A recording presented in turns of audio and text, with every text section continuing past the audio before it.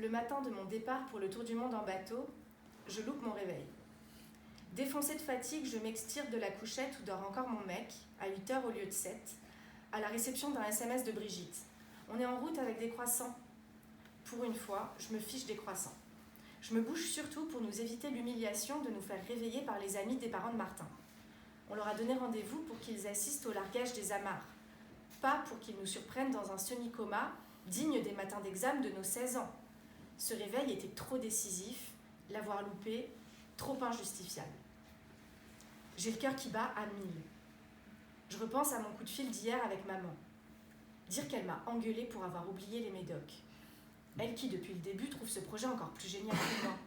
C'est magique ce que tu vas faire, ma chérie. Et d'en minimiser l'amateurisme. Vous aurez des galères, mais ça fera partie de l'aventure.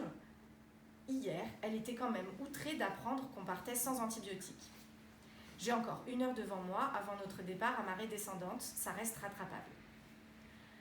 Je lance la bouilloire et déroule notre to-do list intérieurement. Rendre ce bateau présentable au plus vite. Appeler le père de Martin, médecin, pour qu'il nous faxe d'urgence une ordonnance d'antibiotiques. Passer à la pharmacie de Landéda avec l'ordonnance. Nettoyer et remplir la cuve à eau. Passer payer la capitainerie de la Beurvrac pour notre place au port. Vider la Fiat Punto de Martin et signer les papiers de cession de véhicule. Autant de détails dont n'importe qui, j'en suis sûre, se serait occupé en amont d'un départ si important. Pas nous. Ce matin, on dort à point fermé, comme si des fenêtres météo propices à traverser Gascogne en décembre s'ouvraient tous les 4 matins. Ce n'est pas pour me détendre. On est moins que des ados et pire que des imposteurs. J'allume FIP pour réveiller Martin et Tom en douceur et dépose la cafetière sur la table du carré. Patience, Juliette. Ce matin, ta vie a peut-être l'air d'un sketch qui tourne mal, mais t'auras bientôt traversé le golfe de Gascogne en voilier, et ça, personne ne pourra te l'enlever. Quel mois de novembre à la Beurvrac! On a passé notre temps à courir partout pour armer le bateau. Parmi les trucs aberrants qui nous occupaient encore ces 2 dernières semaines, installer la plomberie de la cuisine, trouver un radeau de survie, fixer le panneau solaire, chercher des cartes marines. J'en passe. Le soir, on se retrouvait tous les 3 dans le carré de Déneb, 2 pulls chacun, un froid à faire de la buée en ouvrant la bouche. La LED, réglée sur orange pour tamiser l'éclairage. Et on se laissait aller à des rêveries excitées, des fantasmes d'explorateurs. J'ai vraiment hâte de me retrouver au milieu de rien, ce moment où on verra plus la côte, l'infini tout autour de nous. Confie Tom, avec un sourire béat. Je demande. Mais toi, Martin, t'as pas peur qu'on soit trop nul au début, qu'on ait le mal de mer et qu'on ne serve à rien? Au début, je serai avec vous presque tout le temps. Je ferai des siestes de 15 minutes. Après, vous verrez, c'est facile. Je fais une petite ellipse là sur le dialogue. Je prends cette liberté. Aussi hallucinant que cela puisse paraître, le jour du départ, on n'a que 60 litres d'essence. En voulant faire le plein, Martin et Tom ont appris qu'on était en pénurie nationale. Ils ont dû aller en voiture à la station-service et ont été rationnés. 2 jerrycans de 30 litres. Mais moi, ce matin, je ne pense pas du tout à l'essence. J'angoisse pour les mauvaises raisons. Sous l'influence des inquiétudes de ma mère, je fais une fixette sur les médocs qu'on n'a pas.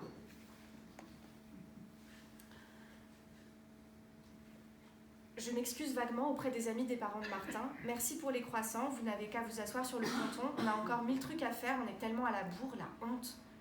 Je fonce faire un aller-retour éclair à la pharmacie, convaincue que cela suffira à racheter. Aux yeux de ma mère, que dis-je de Dieu et de la courte fenêtre de Nord-Est, inespérée en cette saison, notre manque d'organisation. Au volant, je regarde le soleil se lever sur l'horizon d'une colline bretonne, et l'idée de juste me barrer avec la Fiat Punto, de toute façon, t'as toujours préféré être livré à toi-même, je l'avoue, me traverse l'esprit. Un peu avant 11h, on est enfin prêt à larguer les amarres. Ils ne sont pas moins de 4 à nous faire coucou depuis le ponton et 3 depuis la digue. Tous assistent à l'arrêt inopiné du moteur, en pleine manœuvre de port, sans qu'aucun ne s'en inquiète. Moi, en néophyte fragile à l'anxiété légitime, je pourrais accepter d'y voir un présage. Ce moteur n'a pas du tout été à la hauteur de nos besoins par la suite, mais non. Aucun signe précurseur de galère ne me dissuade d'embarquer. J'ai un goût prononcé pour l'aventure à l'arrache, et peut-être mon couple en jeu.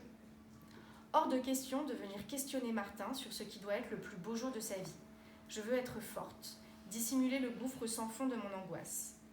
On hisse les voiles rapidement, pressé de voir les bras agités de l'ancienne génération devenir tout petits derrière nous sur la digue. Voilà.